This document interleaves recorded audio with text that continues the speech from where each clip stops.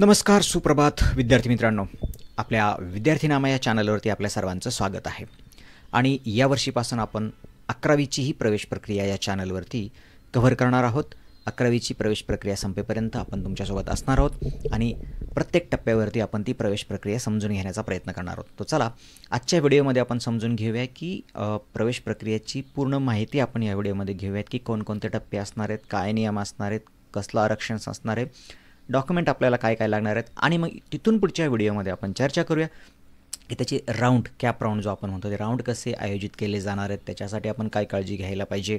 त्याच्यानंतर आपण त्यातले जे नियमांची खोली आहे ती समजून घेऊया आणि जशी जशी ही ॲडमिशन सिस्टीम पुढे चालत जाईल त्याप्रमाणे आपण ती समजून घेत जाऊयात. तर आजच्या व्हिडिओमध्ये आपण चर्चा करूया की जी जुजबी किंवा जी प्राथमिक माहिती आपल्याला आवश्यक आहे ती आपण कलेक्ट करण्याचा प्रयत्न या व्हिडिओमधून करणार आहोत. तो चला करू सुरुवात. तर सर्वात पहिल्यांदा आपण काय ठळक बाबी, जे काही ठळक मुद्दे आहेत या ॲडमिशन प्रोसेसचे ते आपण समजून घेऊया.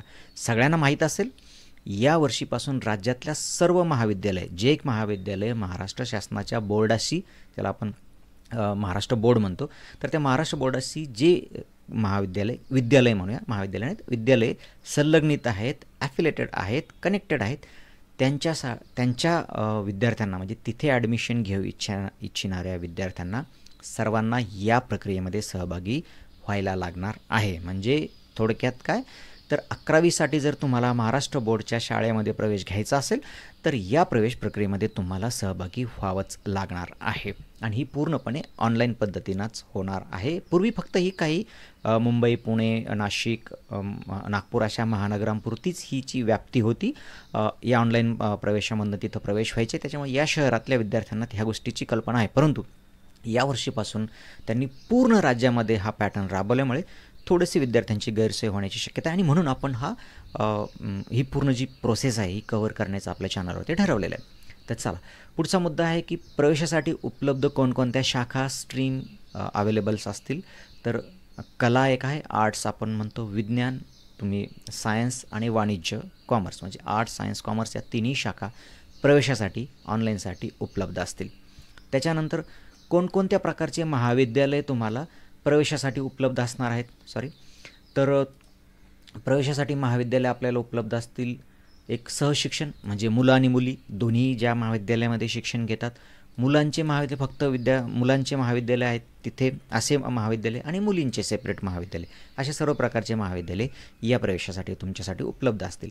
आता महाविद्यालयाचा दुसरा प्रकार म्हणजे त्यांच्या मान्यतेप्रमाणे जर बघायचं म्हटलं तर शासकीय महाविद्यालय, स्थानिक स्वराज्य संस्थांचे विद्यालय या प्रवेश प्रक्रियेसाठी अवेलेबल असतील.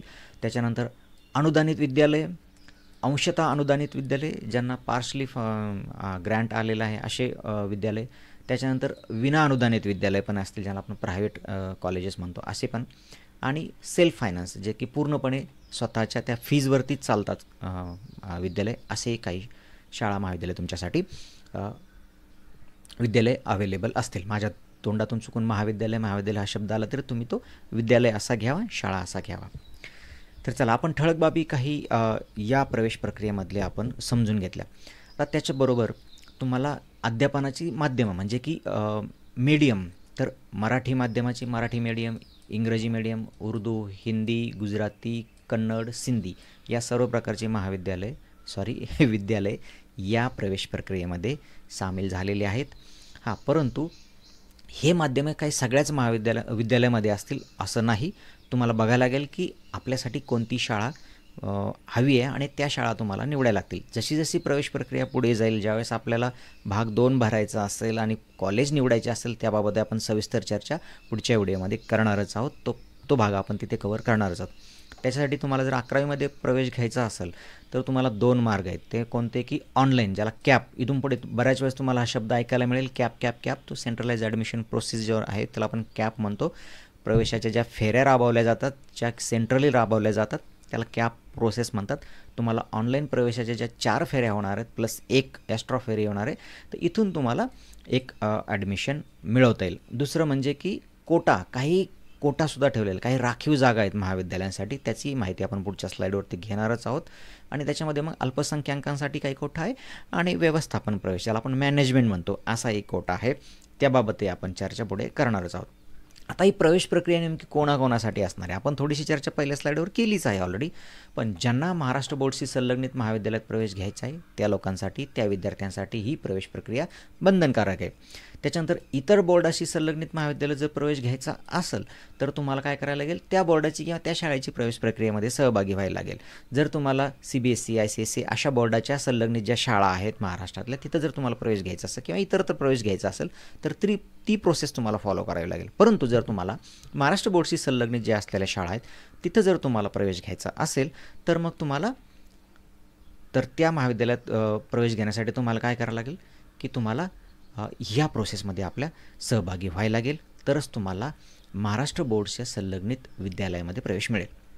त्याच्यानंतर ही प्रवेश प्रक्रिया कुणाला लागू नसेल तर रात्र माध्यमिक विद्यालय जे आहेत, रात्रशाळा ज्याला म्हणतात अशा, त्याच्यानंतर सैनिकी विद्यालय जे आहेत, विशेष शाळा आहेत ज्या काही दिव्यांग अपंगांसाठी राखीव अशा शाळा आहेत, त्याच्यानंतर HSVC जो व्होकेशनल कोर्सेसच्या आहेत, आदिवासी आणि अन्य विभागाच्या आश्रमशाळा आहेत आणि राज्य मंडळाशी संलग्नित नसलेल्या ह्यांच्यासाठीही लागू नसणार, जसं आपण ती चर्चा इथं केलीच आहे की इतर बोर्डाच्या शाळा.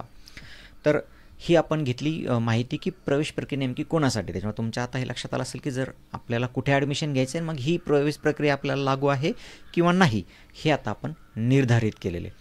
थोडक्यात आपण समजून घेऊया की प्रवेश प्रक्रिया कशी असणार आहे. डिटेल माहिती आपण, जसं मी वारंवार सांगतोय, डिटेल दुसऱ्या व्हिडिओमध्ये आपण चर्चाबाबत करणारच आहोत. आता फक्त आपण माहिती घेऊ की ही नेमकी प्रवेश प्रक्रिया कशी येणार आहे. थोडीशी एक पिक्चर क्लिअर करण्याचा आपण प्रयत्न करूया की ऑनलाईन प्रवेश प्रक्रियेचं वेळापत्रक होईल, त्याची घोषणा होईल, वेळापत्रक येईल, त्याच्यानंतर आपण ऑनलाईन अर्ज भरणार, बॅकएंडला त्यांच्या शाळा त्यांची माहिती भरतील, त्यांची फीची माहिती, बाकीची सगळी माहिती वेब पोर्टलवरती म्हणजे वेबसाईटवरती प्रदर्शित होईल, आपल्याला माहिती मिळेल. त्याच्यानंतर प्रवेश अर्ज भाग 1 आणि 2 आपण भरणार आणि त्याच्यानंतर प्रवेश फेऱ्या सुरू होतील. त्यातली पहिली असेल शून्य फेरी. शून्य फेरीमध्ये काय असेल तर आपली फक्त पुढच्या ज्या नियमित फेऱ्या आहेत त्याची तयारी या शून्य फेरीमध्ये होईल.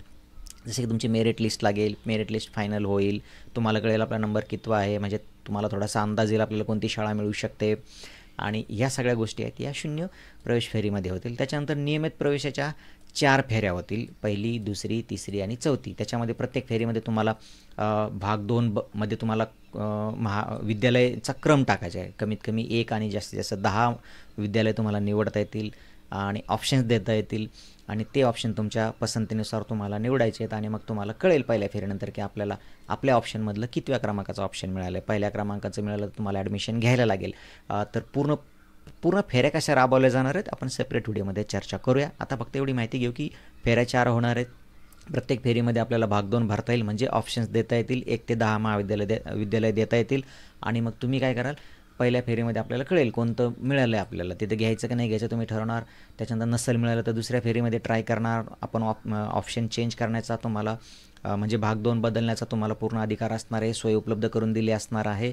तुम्ही तिथं परत बघू शकता आपली जो शाळा किंवा विद्यालय जे चुकले, किती मार्काने चुकले किंवा तुम्हाला आपण दिलेल्या ऑप्शनमध्ये काय घोळ झाला हे सगळं कळेल आणि मग तुम्ही दुसऱ्या फेरीमध्ये ते करेक्ट करू शकाल. तसंच तुम्हाला दुसऱ्या फेरीत जर नाही मिळालं पसंतीचं तर तिसऱ्यामध्ये तुम्ही ट्राय करू शकता आणि तसंच तुम्ही चौथ्यामध्ये ट्राय करू शकता. आणि हे सगळं झाल्यानंतर एक ओपन टू ऑल फेरी होईल, ती सगळ्यांसाठीच उपलब्ध असेल. आता पहिल्या फेरीमध्ये काय नियम आहेत, पहिलं जर तुमचं ऑप्शन मिळालं तर काय करायचं आहे, दुसरं ते 10व्यापर्यंत मिळालं तर काय करू शकता तुम्ही, या सगळ्या गोष्टींचा विचार आपण सेपरेट व्हिडिओमध्ये करणार आहोत. या व्हिडिओमध्ये फक्त एवढं समजून घ्या, प्रवेशाच्या 4 फेऱ्या होणार आहेत, त्याचे नियम काय आहेत हे सगळे आपण जशी ॲडमिशन प्रोसिजर पुढे जाईल तसं आपण समजून घेत जाणार आहोत. आता बायफोकलसाठी जे विद्यार्थी आहेत त्यांनी या समांतर म्हणजे ह्या 4 फेऱ्यानुसार त्यांचेही प्रवेश होतील. तुम्ही शाळेशी संपर्क करू शकता त्याबाबत, शाळा तुम्हाला मार्गदर्शन करेल, शाळा त्यांच्या स्तरावर तुमचं ॲडमिशन करून ते ऑनलाईन अपडेट करेल. ही झाली थोडक्यात आपण प्रवेश प्रक्रिया कशी असणार आहे समजून घेतली की भाग 1 भाग 2 आपल्याला भरायचं. थोडंसं रिपीट करतो परत. त्याच्यानंतर 4 नियमित फेऱ्या होतील, 1 शून्य फेरी असेल. शून्य फेरीमध्ये काही नाही, तुम्हाला फक्त कळेल तुमचा मेरिट नंबर काय आहे ते, आणि 4 नियमित फेऱ्या होतील आणि 1 ओपन टू ऑल फेरी होईल. गरज पडली तर शासन 4च्या अजूनही 1-2 फेऱ्या वाढवू शकते. तर सध्याचं तरी हे चित्र आहे. वेळापत्रक अजून आलेलं नाही, जसं आपण चर्चा करतोय. वेळापत्रक आज दुपारपर्यंत येईल. जसं वेळापत्रक येईल त्याबाबतही आपण डिटेल चर्चेनंतर करणार आहोत. आता राखीव कोटा, जसं आपण मागे चर्चा केली होती की ज्या जागा आहेत महाविद्यालयामध्ये, प्रत्येक तुकडीसाठी प्रत्येक महाविद्यालयाला काही जागा दिलेल्या असतात, त्याचीही माहिती आपल्याला मिळेलच वेबसाईटवरती. तर ह्या जागेमधनं काही जागा राखीव ठेवलेल्या आहेत. तर त्या कोणकोणत्या आहेत? त्याच्यामध्ये 3 प्रकारच्या मुख्यतः जागा आहेत. एक आहे इन हाऊस कोटा, दुसरी आहे व्यवस्थापन कोटा आणि तिसरी अल्पसंख्याक कोटा. आता इन हाऊस कोटा काय भानगड आहे समजून घेऊया पहिल्यांदा आपण, की जर एकाच संस्थेची उच्च आणि माध्यमिक विद्यालय आहेत, म्हणजे दोन्ही आहेत, 10वी आणि 12वीची शाळा, समजा आपण थोडक्यात उदाहरणार्थ घेऊ की रामभाऊ श्यामभाऊ पाटील यांची एक संस्था आहे आणि त्या संस्थेमध्ये 10वीची शाळा आहे आणि 11वीचंही कॉलेज आहे, 11वी 12वी पण तिथे चालते. तर अशा ज्या संस्था आहेत त्यांच्या जे 10वीची जी मुलं त्यांची पास झालेत त्यांच्याच शाळेमधनं त्यांना त्यांच्याच शाळेमध्ये त्यांच्याच संस्थेच्या विद्यालयामध्ये, म्हणजे 12वीसाठी, म्हणजे 10वी तुम्ही तिथंच झाला आहे त्या रामभाऊ श्यामभाऊमध्ये आणि आता तुम्हाला त्यांच्याच 12वीला तिथंच 11वीला ॲडमिशन घ्यायचं. तर असे जे विद्यार्थी आहेत, म्हणजे एका संस्थेचे दोन्ही जर कॉलेज असतील, 10वीचंही आहे आणि 11वी 12वीचं पण आहे, तर तिथे जे 10वीचे मुलं पास झालेले त्या मुलांसाठीच्या ह्या राखीव जागा आहेत 10%, ज्यांना त्यांच्याच संस्थेमध्ये 11वीसाठी ॲडमिशन घ्यायचं आहे.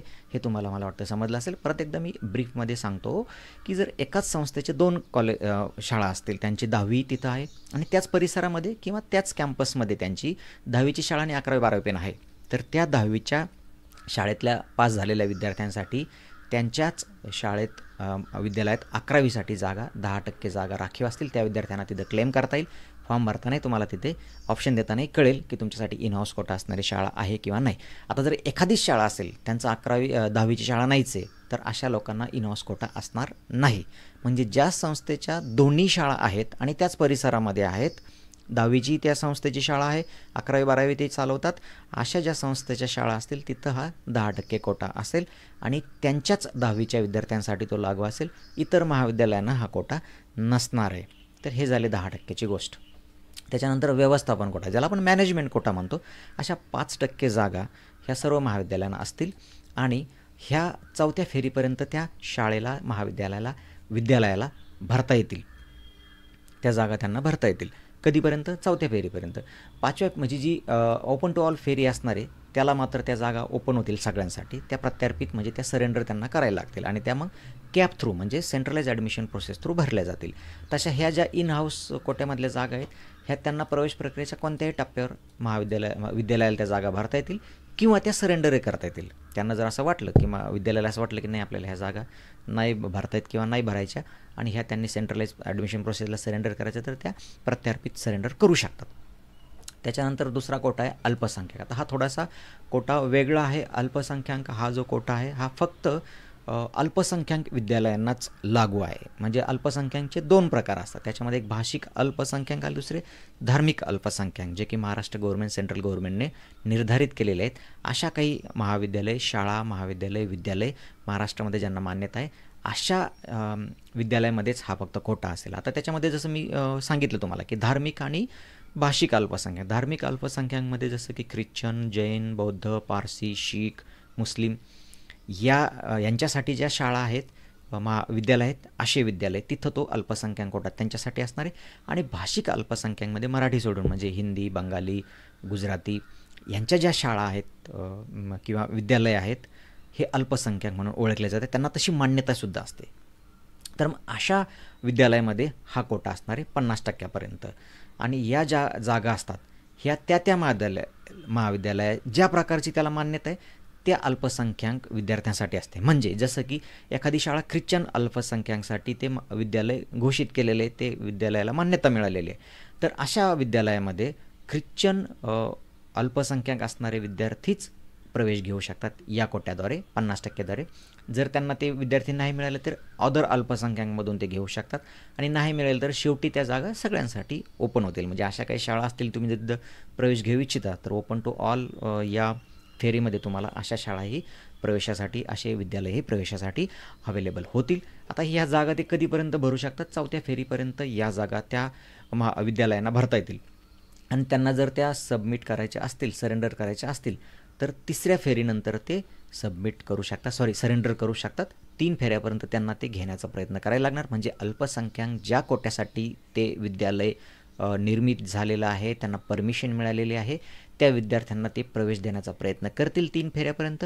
आणि मग 4थ्या फेरीपर्यंत त्या भरू शकतात, परंतु त्यांना जर ते सरेंडर करायचे असेल, त्यांना असं वाटत नाही आता शासनाला भरू देत, तर ते 3ऱ्या फेरीनंतर मग ते सरेंडर करू शकतात. कदाचित अशा जे विद्यालय आहेत त्यांच्या जागा 4थ्या फेरीपासून पुढे तुम्हाला दिसू शकतील, मिळू शकतील. तर हे जसे ॲडमिशन प्रोसिजर पुढे पुढे जाईल, जसे जसे शाळा विद्यालय ॲक्शन्स घेत जातील, तशा तशा तुम्हाला प्रत्येक फेरीनंतर त्याचा गोषवारा, कोणत्या विद्यालयामध्ये किती जागा शिल्लक आहेत, हे सगळं मिळत जातं आणि त्याच्याबद्दल आपण चर्चा सविस्तर पुढे करत जाणारच आहोत. दुसरा एक महत्त्वाचा मुद्दा आहे तो म्हणजे आरक्षण. या प्रवेश प्रक्रियेमध्ये आरक्षण लागू असेल आणि ते किती असेल, तर जे सध्या जे सामान्य डिक्लेअर केलेलं आहे शासनानं, ते सगळं आरक्षण तुम्हाला इथं पाहायला मिळेल. 13% जागा SC STला 7, 3% जागा DT व्हिजेला, 2.5 NTB NTCला 3.5, 2% Dला आणि SBCला 2% जागा, OBCला 19, SCBC जो नव्याने निर्मित आहे मराठा आरक्षणाच्या अंतर्गत त्याला 10 आणि EWSला 10% जागा आणि शेवटी उरलेले जनरल ज्यांना खुला ओपन टू ऑल आपण असं म्हणूया, तर ते 28% जागा त्या असतील. या प्रकारे आरक्षण निर्धारित केलेलं आहे. आता या आरक्षणामध्ये म्हणजे हे तर झालं की आपलं सामाजिक आणि संविधानिक आरक्षण, ह्याच्यामध्ये काही एक ज्याला आपण समांतर आरक्षण म्हणतो, तर समांतर आरक्षणसुद्धा असतं. जसं की आपण विचार केला की SCमध्ये 13% आरक्षण आहे, या 13%मध्ये सुद्धा काही आरक्षण आहे, त्याला आपण समांतर आरक्षण म्हणतो आणि ते आरक्षण असं असणार आहे, त्याच्यामध्ये महिलांना 30% असणार आहे. म्हणजे या 13%मध्ये 30% महिला असतील, दिव्यांग अपंग 4% असतील, भूकंप आणि प्रकल्पग्रस्तांसाठी 5%, तसंच बदलीने राज्य शासन, केंद्र शासन, खाजगी क्षेत्रातले जे कर्मचारी बदलून इथं आलेले आहेत आणि त्यांना आपल्या महाराष्ट्र बोर्डच्या संलग्नित विद्यालयामध्ये ॲडमिशन घ्यायचं आहे, तर त्यांच्यासाठी 5% जागा. अल्पसंख्याक आणि बिगर अल्पसंख्याक दोन्हीमध्ये सेम आहे. त्याच्यानंतर आजी माजी सैनिक, त्याच्यानंतर आंतरराष्ट्रीय आणि राष्ट्रीय स्तरावरील खेळाडू ह्यांच्यासाठी सुद्धा 5%, म्हणजे ह्या सगळ्यांसाठी अ ब क ह्या तिघांसाठी 5% आरक्षण आहे, समांतर आरक्षण आहे, लक्षात घ्या, हे व्हर्टिकल आरक्षण. त्याच्यानंतर अनाथ मुले ऑर्फन त्यांनाही 1% आरक्षण आहे आणि मग राहिलेल्या 55% जागा ह्या त्या म्हणजे यातलं आरक्षण आपण सांगितलं की 13%मध्ये 30% मुली असतील, दिव्यांग 4%, भूकंप प्रकल्पग्रस्त 5%, 5% ट्रान्सफर झालेले आजी माजी सैनिक आणि खेळाडूंसाठी 1% ऑर्फनसाठी असं आरक्षण तिथं असणार आहे. हे आपण आरक्षण आता समजून घेतलं. त्याच्यानंतर आपण फीबाबत थोडासा विचार करूया. तर फीबाबत असं आहे की अनुदानित जे विद्यालय आहेत, तर अनुदानितमध्ये त्यांच्या तुकड्यासाठी शासन नियमाप्रमाणे फी असेल आणि फीची माहिती लवकरच त्यांच्या वेबसाईटवरती ते टाकतील. त्याप्रमाणे आपण त्याबाबतही जसे ते प्रदर्शित करतील आपण त्याबाबत चर्चा करू. त्याच्यानंतर विनाअनुदानित आणि जे बाकीचे प्रायव्हेट कॉलेजेस आहेत तर त्यांच्यासाठी महाराष्ट्र शैक्षणिक संस्था शुल्क नियमन अधिनियमन जो आहे 2011चा, त्याच्यानुसार वेगवेगळ्या कॉलेजेससाठी वेगवेगळं शुल्क आहे आणि त्याची माहिती आपल्याला घ्यायला लागणार आहे. त्याची माहिती लवकरच त्यांच्या पोर्टलवरती प्रदर्शित होईल आणि आपल्याला मग ज्यावेळेस आपण भाग 2 भरू, आपण ज्यावेळेस ऑप्शन्स देऊ, त्यावेळेस आपल्याला त्याचा उपयोग होईल की कोणत्या विद्यालयाचं किती शुल्क आहे. त्याप्रमाणे ॲडमिशनसाठी जो विचार करतात मुलं फीचा, त्याबाबत तुम्हाला ऑप्शन देताना तो विचार करावा लागतो. तर तोही पर्याय आपल्याला इथे अवेलेबल होईल. फक्त लक्षात असू द्या की जे आपण त्याला काय म्हणतो गव्हर्नमेंट कॉलेजेस आहेत त्यांची वेगळी फी असणार आहे, प्रायव्हेट कॉलेजची वेगळी फी असणार आहे. काही महाविद्यालयामध्ये म्हणजे जे ॲडेड आपण ज्याला म्हणतो अनुदानित आहेत, त्यांच्यामध्ये काही तुकड्यांना अनुदान असतं, काही तुकड्यांना अनुदान नसतं, काही डिव्हिजनला अनुदान असतं, काही डिव्हिजनला अनुदान नसतं. तर डिव्हिजन वाईजसुद्धा वेगवेगळी फी असू शकते, तेही आपल्याला बघायचं आहे. म्हणजे ऑप्शन देताना त्या डिव्हिजनचाच ऑप्शन तुम्हाला देता येईल ज्या डिव्हिजनला तुम्हाला जायचं आहे. म्हणजे काही महाविद्यालयामध्ये, काही विद्यालयामध्ये असंही असू शकतं की त्यांच्या काही तुकड्यांना अनुदान मिळतं आहे आणि काही तुकड्या त्यांच्या प्रायव्हेट आहेत. तर अशा वेगवेगळ्या तुकड्यांसाठी वेगवेगळं फीज असू शकते, हे आपल्याला लक्षात ठेवायचं आहे. त्याच्यानंतर जे वायफोकल आणि तुम्ही IT सब्जेक्ट असे घेणार आहेत त्यांचंही शुल्क वेगळं असणार आहे. ते महाविद्यालयात आपल्याला चौकशी करायला लागणार आहे. जसं की सांगितलं की वेब पोर्टलवरती आपल्याला अवेलेबल करून दिल्या जाईल. सगळ्यात महत्त्वाची गोष्ट की 11वीमधील ऑफलाईन पद्धतीने प्रवेश होणार नाहीत, ग्राह्य धरले जाणार नाहीत. जरी तुम्हाला मॅनेजमेंटमधून ॲडमिशन घ्यायचं असेल तरी तुम्हाला या प्रवेश प्रक्रियेमध्ये सहभागी व्हायला लागणार आहे आणि मग तुम्ही तिथून ॲडमिशन घेऊ शकता. कारण झालेले ॲडमिशन हे विद्यालयांना लगेच वेबसाईटवरती अपलोड करायचे असतात. त्याच्यामुळे तुमचं रजिस्ट्रेशन तिथं असणं खूप गरजेचं आहे. आता प्रवेश घेताना कोणकोणती कागदपत्रे किंवा कोणकोणते डॉक्युमेंट्स आपल्याला लागणार आहेत. जनरली SSCचं तुमचं मार्कशीट आहे, आणि लिव्हिंग सर्टिफिकेट आहे, हे सगळ्यांना लागणार आहेत. हे इसेन्शियल डॉक्युमेंट आहेत, हे तर आपल्याला लागणारच आहेत. दुसरा मुद्दा, जर तुम्हाला जे आरक्षण आहे त्याचा फायदा घ्यायचा असेल किंवा विविध कोटा जो आहे आरक्षित त्याचा फायदा घ्यायचा असेल तर त्याला सपोर्टिंग डॉक्युमेंट आपल्याला सबमिट करायचे. जसं की कास्टचा जर आपल्याला फायदा घ्यायचा असेल तर तुम्हाला या सगळ्या कॅटेगरीसाठी कास्ट सर्टिफिकेट लागेल आणि नॉन क्रिमिलेअर SC ST सोडून बाकीच्या कॅटेगरीसाठी लागेल. आणि EWS सर्टिफिकेट एक लागेल EWSवाल्यांसाठी. त्याच्यानंतर तुम्हाला जर दिव्यांगाचं जर घ्यायचं असेल तर 40% जास्त तुम्ही दिव्यांग आहात याचं डिसेबिलिटी सर्टिफिकेट आपल्याला लागेल. त्याच्यानंतर आपण बघितलं भूकंपग्रस्त प्रकल्पग्रस्तांसाठी कलेक्टरचं सर्टिफिकेट तुम्हाला त्या प्रकारचं लागेल. त्याच्यानंतर जे ट्रान्सफर झालेले एम्प्लॉय आहेत त्यांच्यासाठी तुम्हाला ट्रान्सफर ऑर्डर आणि जॉईनिंग लेटर इथलं लागेल. त्याच्यानंतर डिफेन्ससाठी जे घेऊ शकतात त्यांनाही डिफेन्स सर्टिफिकेट लागेल. त्याच्यानंतर फ्रीडम फायटरचं ज्या कोट्यातून तुम्हाला ॲडमिशन घ्यायचं आहे त्याला सपोर्टिंग डॉक्युमेंट तुम्हाला लागणार आहे. त्याच्यानंतर तुम्ही जे खेळाडू असाल तर खेळाडूचं तुम्हाला सर्टिफिकेट इश्यू करायला लागणार आहे. ऑर्फनचं जे मला वाटतं महिला आणि बाल विकास असं आहे ऑफिस त्यांच्याकडून मिळालेलं तुम्हाला ऑर्फनचं ही सर्टिफिकेट लागेल. आणि स्पोर्ट्सवाल्यांचं तुम्हाला म्हणजे ज्या कोट्यातनं तुम्हाला प्रवेश घ्यायचा आहे त्या कोट्यातलं तुम्हाला सपोर्टिंग डॉक्युमेंट त्याचं सिद्ध करणारं तुम्ही त्या कोट्यातून ॲडमिशन घेण्यासाठी पात्र आहात हे सिद्ध करणारं डॉक्युमेंट आपल्याला लागणार आहे. आणि ज्या प्रकारात आपण म्हणतो जसं मी सांगितलं की समजा आपण हे तर सगळ्यांसाठी कंपल्सरी, पण हे जे आहेत कोट्यातले तुम्ही ज्या कोट्यात प्रवेशासाठी लायक आहात तिथलं सर्टिफिकेट तुमच्याकडे असेल, नसेल तर तुम्हाला ते तुम्हाला ते घ्यायला लागणार, मिळवायला लागणार आणि मग तुम्हाला त्या कोट्यातनं ॲडमिशन मिळण्यासाठी तुम्ही पात्र आहात. असं असेल की तुमच्याकडे ते आहे परंतु डॉक्युमेंट नाही तर तुम्ही ओपनमधूनही फॉर्म भरू शकता, काही अडचण नाही. जाता काही ठळक मुद्दे. तर सगळ्यात महत्त्व की 11वी प्रवेशासाठी ऑनलाईन प्रवेश अर्ज भरणं आवश्यक आहे. कोणत्याही प्रकारचं ॲडमिशन असेल महाराष्ट्र शासनाच्या ज्या बोर्डाशी संलग्नित विद्यालय आहेत तिथं तुम्हाला ॲडमिशन घ्यायचं असेल तर तुम्हाला ऑनलाईन फॉर्म भरणं आवश्यक आहे, भले तुम्ही ते ॲडमिशन कोट्यातनं जरी घेतलं तरीही. 1 किंवा 2 विषयात नापास म्हणजे विद्यार्थी ATKT आपण त्यांना म्हणतो त्यांनाही शेवटच्या टप्प्यात संधी मिळेल याची नोंद घ्यावी.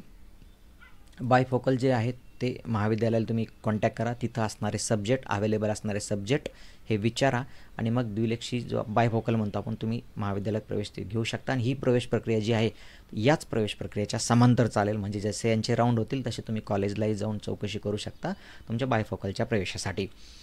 तुम्ही तुमचा अर्ज मागे घेऊ शकता. म्हणजे असं होऊ शकतं विद्यार्थी की तिकडे पॉलिटेक्निकला पण फॉर्म भरला, इकडे 11वीला ट्राय करतात, तिकडे पॉलिटेक्निकला चांगलं कॉलेज मिळालं त्यांना आणि आता त्यांना 11वी नाही करायची आहे, तर असे विद्यार्थी त्यांचा अर्ज कोणत्याही स्टेजवरती मागे घेऊ शकतात. तेही आपण पुढच्या व्हिडिओमध्ये चर्चा त्याच्यावर करणारच आहोत.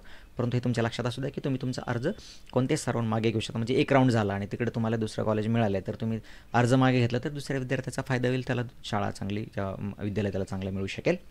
म्हणून तुम्ही ती सोय तुम्हाला उपलब्ध करून दिलेली आहे. कमीत कमी 1 आणि जास्तीत जास्त तुम्ही 10 पसंतीक्रम देऊ शकता. म्हणजे जर आपल्याला भाग 2 भरायचा आहे तर तुम्हाला जिथं पसंतीक्रम द्यायचे आहेत, जिथं महाविद्यालय तुमच्या आवडीचे द्यायचे आहेत तर ते कमीत कमी 1 तुम्हाला द्यायचं आहे आणि जास्तीत जास्त 10 द्यायचे आहेत. कारण हे भरल्याशिवाय तुम्हाला ॲडमिशन मिळणार नाही. तर ह्याचाही आपल्याला विचार करायचा, ह्याची स्ट्रॅटजी ठरवायची आहे आणि ह्याच्यामध्ये काय चुका होऊ शकतात सगळ्या गोष्टीला आपल्याला चर्चा करायची आहे. त्यामुळे आता फक्त आपण वरवर माहिती घेतो आहे. त्याच्यानंतर 4 कॅप राऊंड होतील आणि 1 ओपन टू ऑल राऊंड आयोजित केला जाईल. शासनाला जर असं वाटलं तर 4पेक्षा जास्तही राऊंड ते आयोजित करू शकतात. जसे राऊंड पुढे जातील तशी इन्फॉर्मेशन येत जाईल, आपण त्याबाबत चर्चा करत राहणार आहोत. तर ज्या विद्यार्थ्यांना 11वी बाबत ॲडमिशनचे पुढचे अपडेट घ्यायचे ते चॅनलशी जोडले राहू शकतात. अगदी तुम्ही सबस्क्राईब नाही केलं तरी चालेल, कारण हे चॅनलचा प्रकारच असा आहे की तुम्ही ॲडमिशन प्रक्रिया पूर्ण होईपर्यंत सोबत असता, नंतर ह्या चॅनलचा तुम्हाला तसा उपयोग होत नाही. म्हणून मी काही आग्रह करत नाही तुम्हाला सबस्क्राईब करण्याचा, परंतु माहिती तुम्हाला हवी असेल तर तुम्ही जोडलेले राहा. थांबू इथे, पुन्हा भेटू नवीन व्हिडिओमध्ये. तोपर्यंत नमस्कार.